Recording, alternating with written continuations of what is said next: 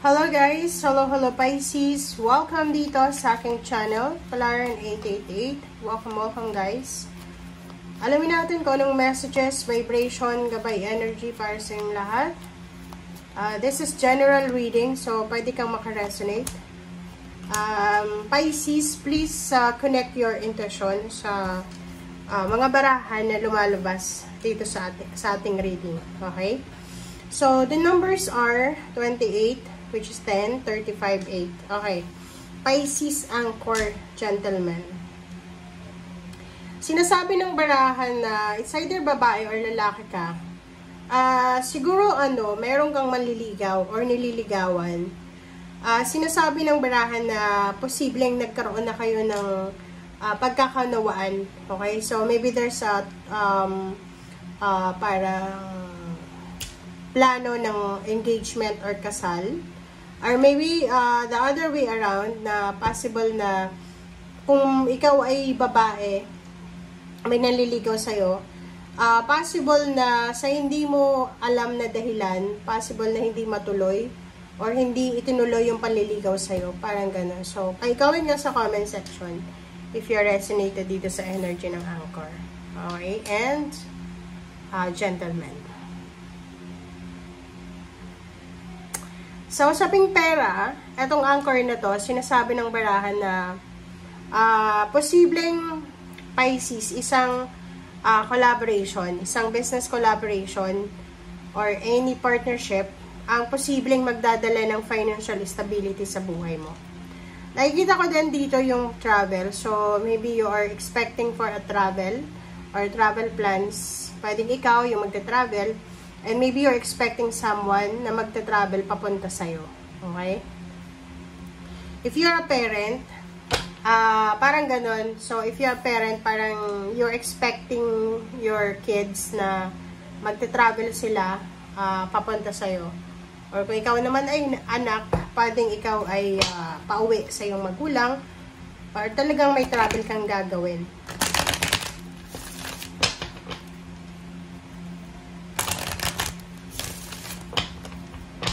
Alright, Pisces.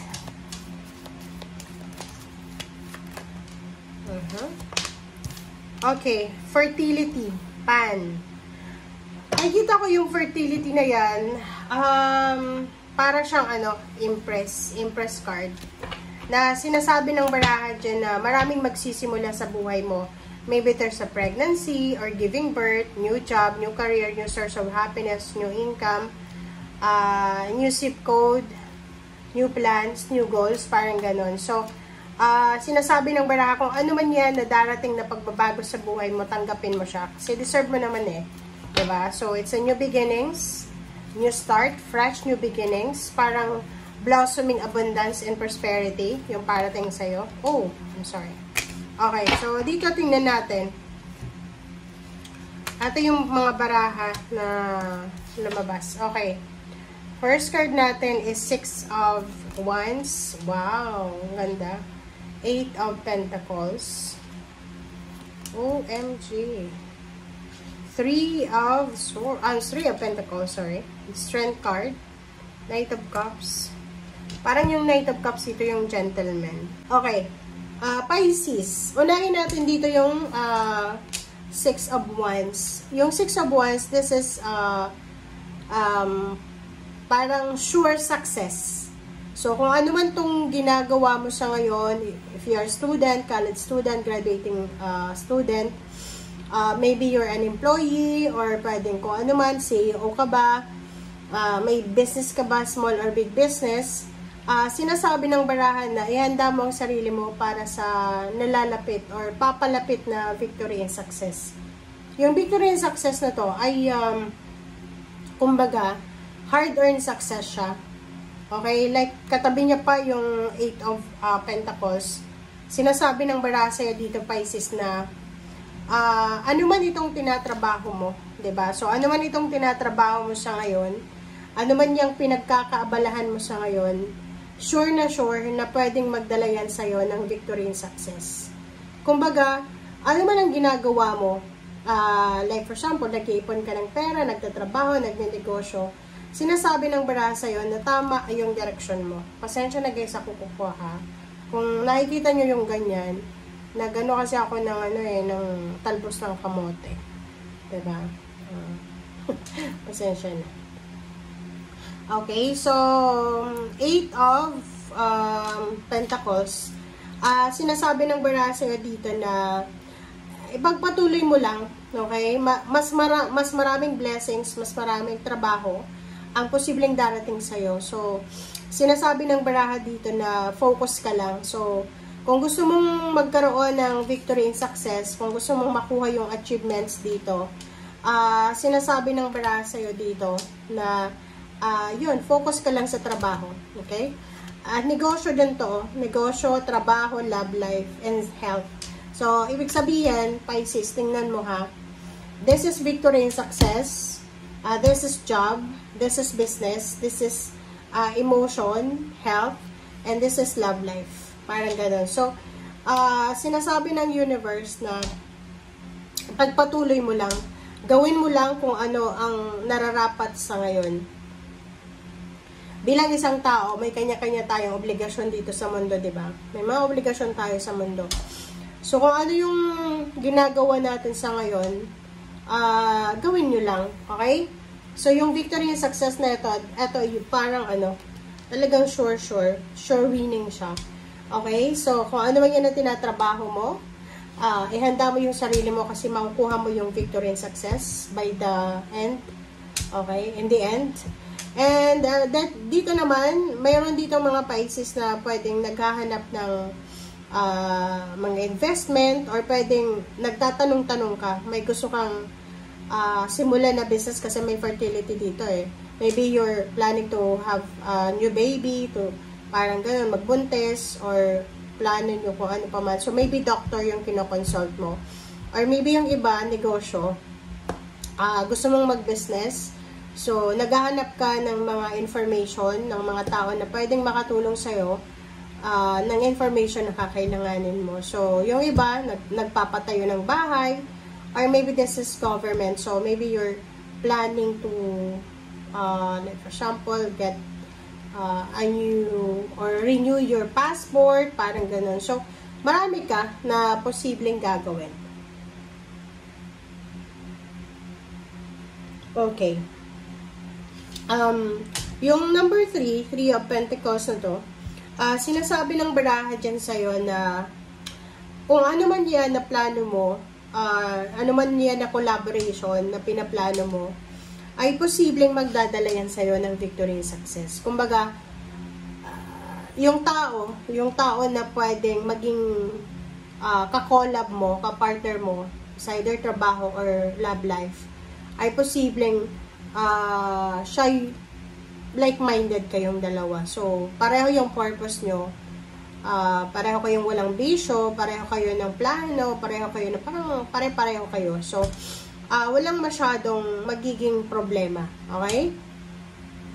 Sa health naman, so if you parang have something na masakit sa katawan mo, or dati sa past, mayroon kang naramdaman na sakit, or kung ano man, may sakit ka, sinasabi ng baraha na you will recover from any illnesses or you will recover from any sickness na nakadikit sa katawan mo. And dito naman sa Knight of Cups, sinasabi ng baraha na if you are single, looking for a relationship, looking for a friendship, or looking for someone, sinasabi na may paparating sa'yo na love life. May mag-offer sa'yo ng love life, may mag-offer sa'yo ng emotional support, like allies, kakampi, mentor, or kano pa man.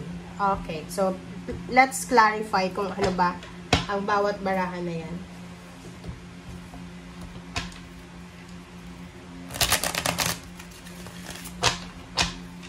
Okay.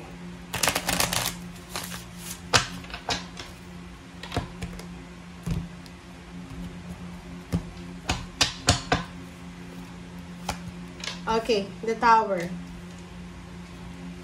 The Tower card, 6 of Wands. So, sinasabi ng baraha sa'yo na after all the tragedy siguro, after ng mga nangyari sa buhay mo, kasi maraming nangyari sa buhay mo, Pisces, for maybe for the past 5 years, maybe 5 years ago, or 6 years ago, 8 years ago, hindi ikaw yung Pisces na ngayon. Diba yung parang, ang daming nawala sa'yo.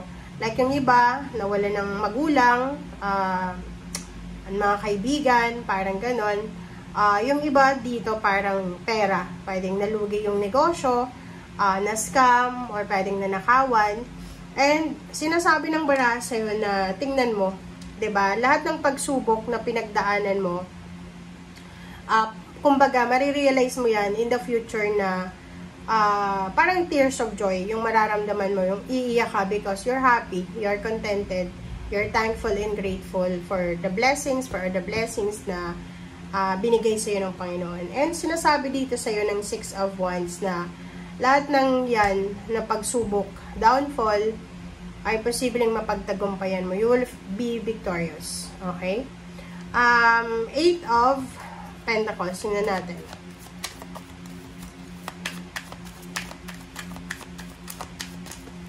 Alright, 2 cards. Oh, 'di ba? Sabi sa'yo dito, meron dito mga Pisces na nakaranas kayo ng 9 of Swords. Yung parang may mga Pisces na naging unemployed sila for almost maybe 13 years, 14 years, 15 years. Yung halimbawa nag-asawa ka, tapos prioritize mo yung anak mo or yung pag-aalaga sa pamilya, and hinayaan mo lang yung asawa mo na magtrabaho, and ikaw yung naging kumbaga parang ikaw yung namahala sa bahay, sa anak, parang ganun. So yun yung binigyan mong focus, maybe ganito. So, maybe ilang beses ka na sad or maybe disappointed. Lalo yung mga Pisces na mataas yung pinag-aralan nyo, tapos biglang natigil sa trabaho kasi inuna yung relationship or inuna yung love life or yung family. Sinasabi ng baraha sa'yo dito na huwag kayong mag-alala because you will receive or kumbaga magsisimula pa rin ang lahat. Or bibigyan ka ng pagkakataon ng universe na makapagsimula ulit. Diba? Yung parang sinasabi sa'yo ng barahan na yan na hindi pa huli ang lahat. So, ano man ang prioritize mo dati, kumbaga, naka-destiny yun na maging nanay ka muna, maging tatay ka muna, or ayusin mo muna yung family mo. May ganun eh, diba? Like, yung iba, hindi mabuntis-buntis. Kahit anong try na nila, pero, ganun talaga eh. And, darating yung panahon, mabubuntis siya. Marirealize niya, siguro hindi pa ako ready noong time na yun. Kaya hindi pa binigay ni Lord. Parang ganun din dito. Sa trabaho, like, ang tagal mong naging unemployed, nag-apply ka ng nag-apply, pero walang trabahong tumatanggap sa'yo. So, sinasabi ng The Empress dito, dalawa yung Empress mo, fertility and Empress, na everyday sa blessing. Everyday, may pagkakataon tayong baguhin yung buhay natin. Everyday, pwedeng magbago yung buhay natin. So, hindi tayo dapat nawawala ng pag-asa. Okay, let's clarify the number 3 of Pentacles. Okay, wow. So, 3 of Pentacles, sinasabi ng baraha sa'yo dito na you're in the right track. Nasa right track, nasa right timing ka, Pisces. So, kung may plano kang negosyo, ituloy mo na yan. Kung ano man itong collaboration and partnership na pinaplano mo, negosyo or ano ba, basta legal siya ha, hindi siya yung online business na hindi legal. Sinasabi ng baraha sa'yo na ito yung pwedeng maging dahilan para maging mayaman ka, maging Queen of Pentacles. Kumbaga, tama tong ginagawa mo. Kung may gusto kang gawin na negosyo or buksan na negosyo, itry na ganito ganyan, mag-research ka para hindi ka magkamali. And you need to be very careful sa paghahawak ng negosyo. And Queen of Pentacles, yung Queen of Pentacles, sinasabi na kung ano man ang sisimulan mo, matatapos mo to. Okay, Emperor, Strength card. Sinasabi ng baraha na to, you will have the power. Like, halimbawa, empowerment kasi to eh.